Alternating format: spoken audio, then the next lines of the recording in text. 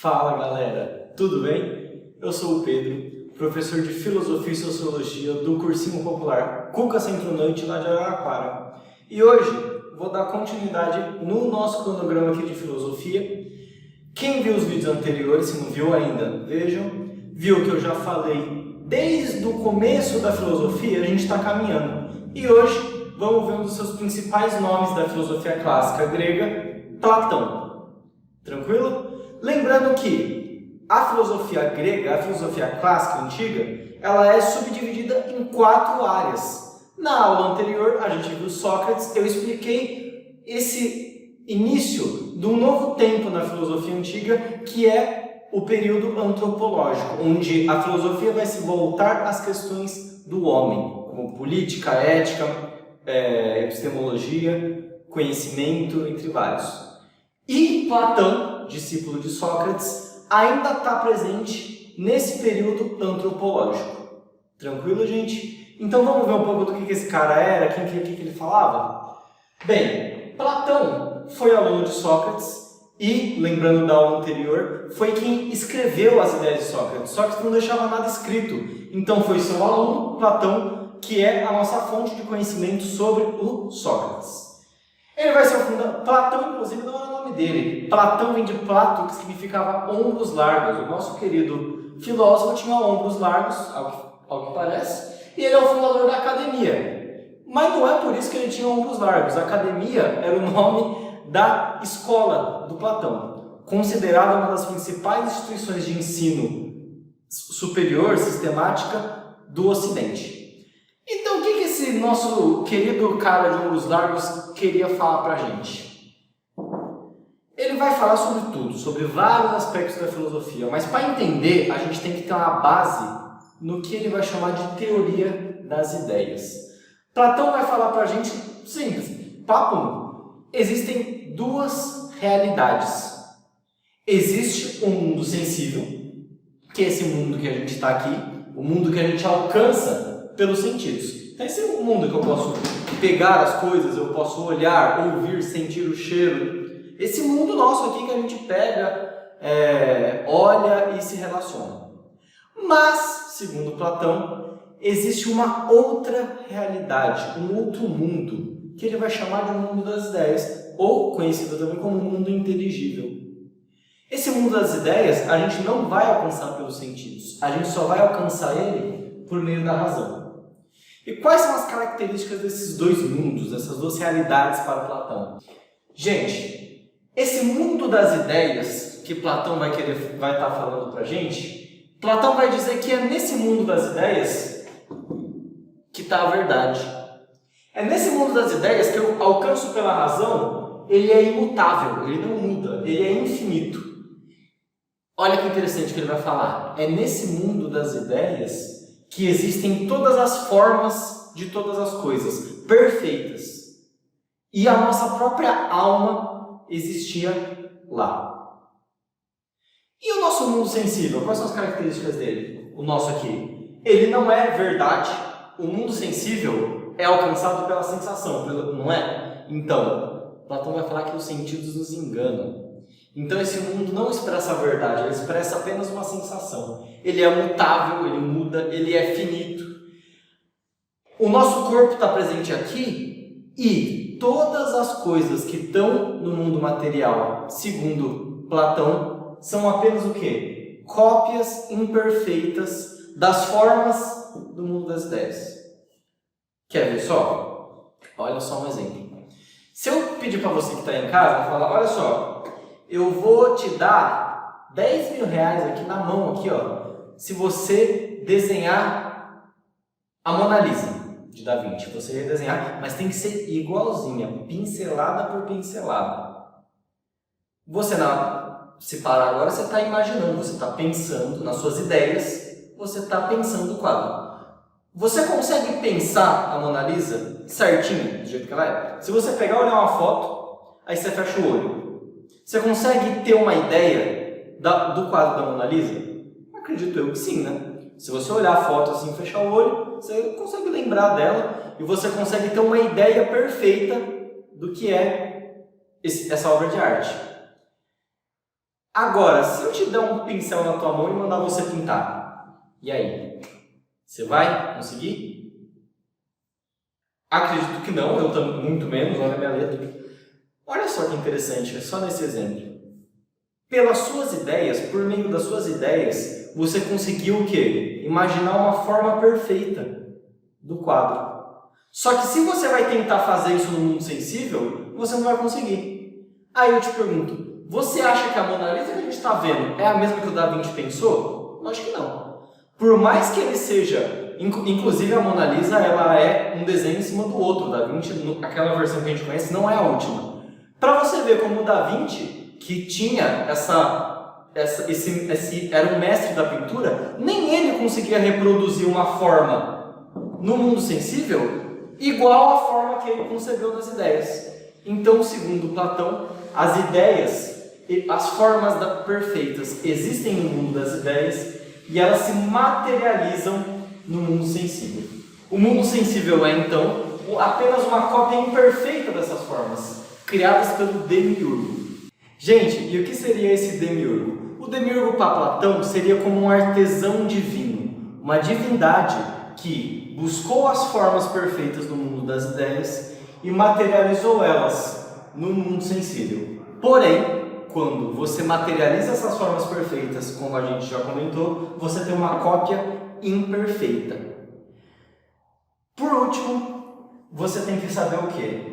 Todas as ideias do mundo, das ideias mesmo, do mundo inteligível, elas derivam da ideia de bem. A ideia de bem é suprema e ela que sustenta todas as outras, segundo Platão. É ela que vai sustentar e condicionar todo o resto que vai formar o nosso universo.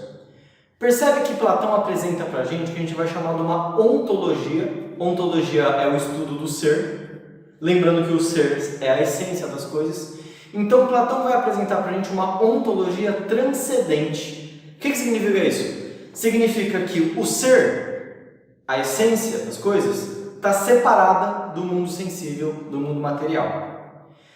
Com base nessa teoria das ideias, Platão vai estabelecer alguns conceitos sobre a nossa relação do corpo, que está no mundo sensível, e da nossa alma, que estava no mundo das ideias.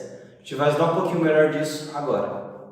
Bom, gente, já que Platão falou para nós que a nossa alma estava presente no mundo das ideias, enquanto o nosso corpo está aqui no mundo sensível, ele vai estabelecer uma relação, um estudo sobre a relação entre corpo e alma. O que Platão vai falar para a gente? Que antes da nossa alma estar materializada dentro do nosso corpo, ela estava no mundo das ideias. Se ela estava no mundo das ideias, ela estava, portanto, em contato com todas as formas perfeitas, todas as ideias e com a verdade. Ela estava lá, flutuando, loucona, no meio das ideias, das formas perfeitas, até que ela se materializa no corpo. Então, gente, olha só, se a nossa alma estava com contato com todas essas formas perfeitas, com toda a verdade, ao se materializar no corpo, ela tem todo o conhecimento, porque ela estava ali. Esse processo da alma estar presente com todas as formas, com todo o conhecimento, com toda a verdade e se materializar carregando isso, é o que a gente vai conhecer como processo de reminiscência. O professor, legal, né? Mas então por que a gente já não nasce sabendo de tudo? Porque nesse processo a gente esquece.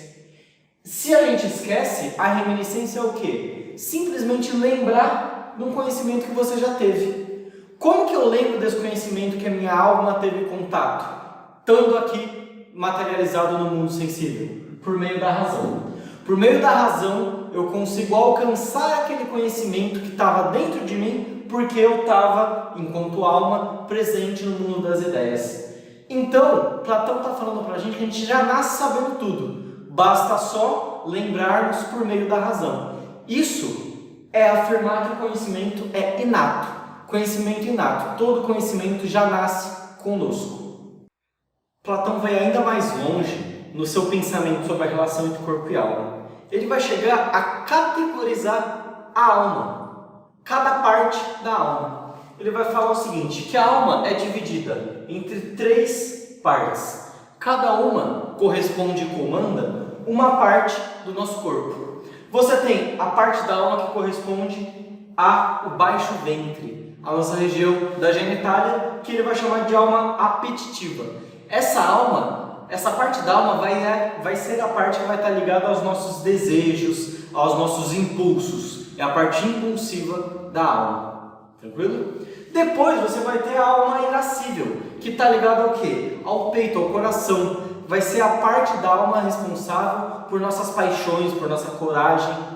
E, por fim, você tem o quê? A alma racional, que, portanto, está representada pela nossa cabeça e é a parte da alma que contempla a razão. Platão vai falar que um homem centrado, um homem virtuoso, é um homem que consegue contrapor cada parte da alma no que lhe é cabido, não deixando nenhuma parte da alma sobressair a outra, mas lembrando que todas elas têm que estar submetidas à parte racional, sempre, tá?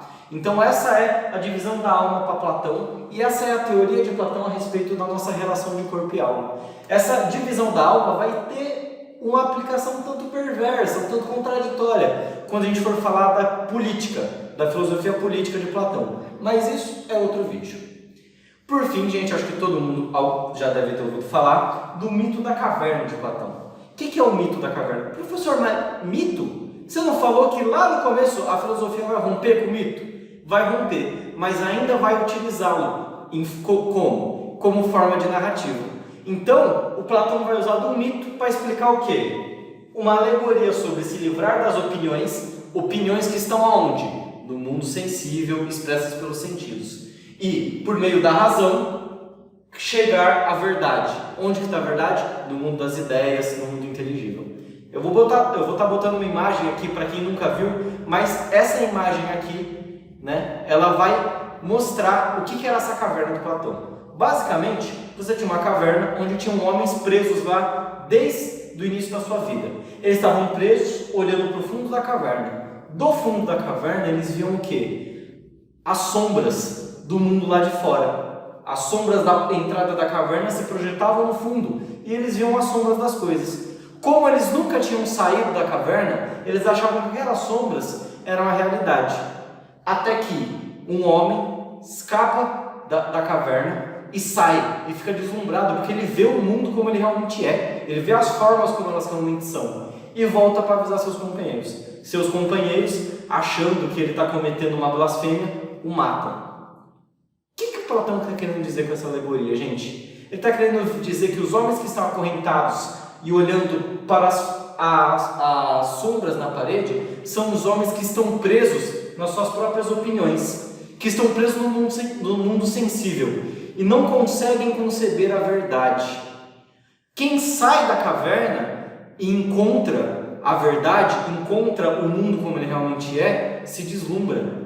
Por quê? Porque eu estou conseguindo ver as formas perfeitas. Então, por meio da razão, eu vou sair da caverna e vou encontrar as formas perfeitas. E por que mataram o camarada? Porque nem todo mundo está preparado para se livrar das suas opiniões e, pela razão, conhecer a verdade. Beleza, gente? A aula de hoje é isso, espero que tenham gostado. Se ficou alguma dúvida e não é do Centro de Boca à Noite, comenta aqui nos comentários que eu vou tentar responder para vocês. Tranquilo? Próxima aula a gente vai ver o discípulo do nosso querido Platão, Aristóteles. Até mais!